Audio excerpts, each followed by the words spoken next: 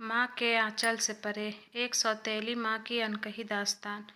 रामगढ़ एक छोटा सा गांव था। कच्ची गलियां, पीपल के पेड़ और मिट्टी के घरों वाला गांव। वहीं रहता था रघुवीर अपनी पत्नी सीता और अपने बेटे मोहन के साथ। सीता सुंदर थी, सीधी सादी थी, पर किस्मत को कुछ और ही मंजूर था। मोहन बस 5 साल का था जब सीता एक भयंकर बीमारी में चल बसी। मोहन माँ के बिना सूखा फूल बन गया। गांव के बड़े बुजुर्गों ने सलाह दी कि बच्चे के लिए दूसरी शादी कर लो, वरना बच्चा बिगड़ जाएगा। काफी सोचने के बाद रघुवीर ने दूसरी शादी कर ली कमला से। कमला गांव के दूसरे छोर से आई थी। बचपन में ही माँ बाप खो चुकी थी। जीवन ने उसे कठोर बना दिया था, लेकिन उसके भीतर एक गहरा कोमल हृदय था जिसे किसी ने समझा नहीं था। कमला जब पहली बार मोहन से मिली तो मोहन ने उसका हाथ झटक दिया। मुझे मेरी माँ चाहिए, तुम मेरी माँ नहीं हो। मोहन चीखा और भाग गया। गांव की औरतें कानाफूसी करती, देखो सौतेली माँ आई है, अब बच्चे का बुरा हाल होगा। कमला ने यह सब सुना। उसने चुपचाप ठान लिया, मैं उसे अपनी ममता से जीतूंगी, ना कि जबरदस्ती से। कमला हर दिन मोहन के लिए कुछ न कुछ करती। सुबह उसका मनपसंद हलवा बनाती, रात को धीरे धीरे उसके बिस्तर पर तकिया ठीक करती, उसे दूर से स्कूल जाते देखती। लेकिन मोहन कभी पास नहीं आया। उसके मन में यह भय था कि सौतेली माँ का नाम ही डरावना था। एक दिन मोहन बुरी तरह बीमार पड़ा। तेज बुखार, रात भर तड़पता रहा। रघुवीर शहर दवा लेने गया था। कमला ने सारी रात मोहन का माथा सहलाया, ठंडी पट्टियां रखती रही। अपने हाथों से खाना बनाया, पर खुद कुछ नहीं खाया। कभी गुनगुनाकर लोरी सुनाई, कभी चुपचाप उसके पास बैठी रही। सुबह होते होते मोहन की आंख खुली। उसने देखा कमला उसकी चारपाई के पास बैठी सो गई थी। उसके सिर पर हाथ रखा था। पहली बार मोहन ने कमला के चेहरे पर सच्चा प्यार देखा, माँ जैसा प्यार। धीरे धीरे मोहन का दिल पिघलने लगा। अब वह स्कूल से आकर कमला के पास बैठता, अपनी कॉपियाँ दिखाता, कभी कभी उसका आंचल पकड़कर बाहर भागता। गांव वालों की बातें भी बदलने लगी। अब गांव वाले कहते, कमला सच में माँ बन गई है।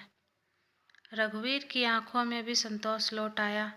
एक दिन स्कूल में एक निबंध प्रतियोगिता हुई। विषय था मेरी माँ। मोहन ने जो लिखा वो पूरे गांव में गूंज गया।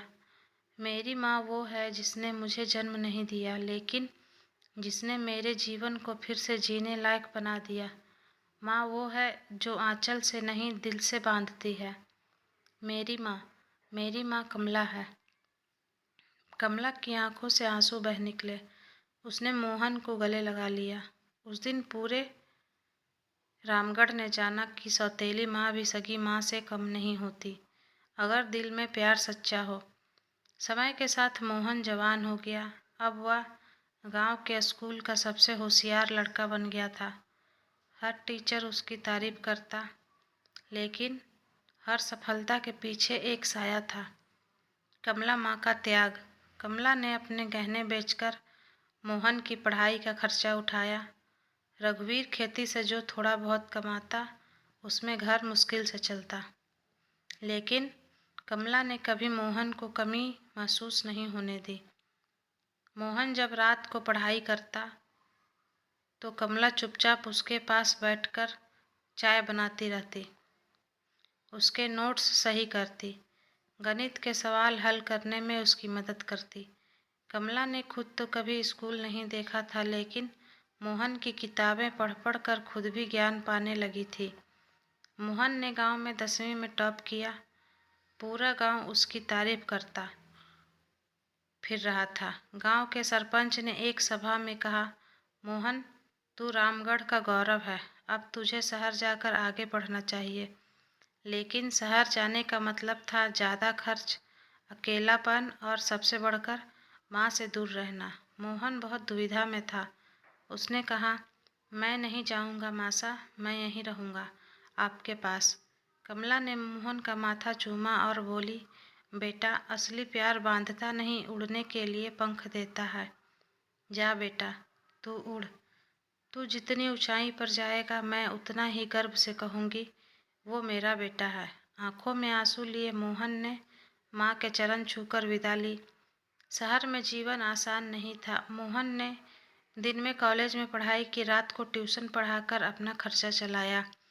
कई रातें भूखे पेट गुजरी। कभी कभी वो अकेले पार्क में बैठकर रोता, पर हर कठिन घड़ी में कमला माँ की याद उसे हिम्मत देती। वह मन ही मन कहता, मेरी माँ ने कितना त्याग किया है, मैं हार नहीं सकता। 4 साल बाद मोहन ने इंजीनियरिंग की पढ़ाई पूरी कर ली। उसे एक बड़ी कंपनी में नौकरी मिल गई। मोहन पहली तनख्वाह लेकर सबसे पहले रामगढ़ पहुंचा। वही पुरानी गलियां, वही पीपल का पेड़, लेकिन अब हर कोना जैसे उसे नमन कर रहा था। कमला उसे दरवाजे पर देखकर फूट पड़ी। कमला ने माँ के पैर छुए। मोहन ने माँ के पैर छुए और कहा, माँ, ये नौकरी, ये सफलता सब आपकी बदौलत है। आपने मुझे सिर्फ जन्म नहीं, सपने भी दिए हैं। मोहन ने अपनी पहली कमाई से गांव में एक बड़ा पुस्तकालय बनवाया, जिसका नाम रखा कमला माँ पुस्तकालय। कुछ साल बाद कमला माँ धीरे धीरे बीमार रहने लगी। मोहन ने उन्हें सबसे अच्छी देखभाल दी। हर दिन माँ के पास बैठता, कहानियाँ सुनता, सुनाता। एक शाम जब सूरज ढल रहा था, कमला माँ ने मोहन का हाथ थामा और कहा, बेटा, मैं निश्चिंत होकर जा सकती हूँ। तूने मेरा सपना पूरा कर दिया।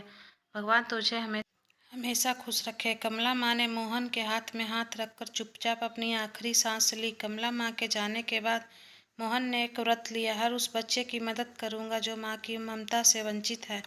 उसने एक संस्था बनाई, माँ का घर, जहाँ अनाथ बच्चों को घर, शिक्षा और ममता दी जाती थी।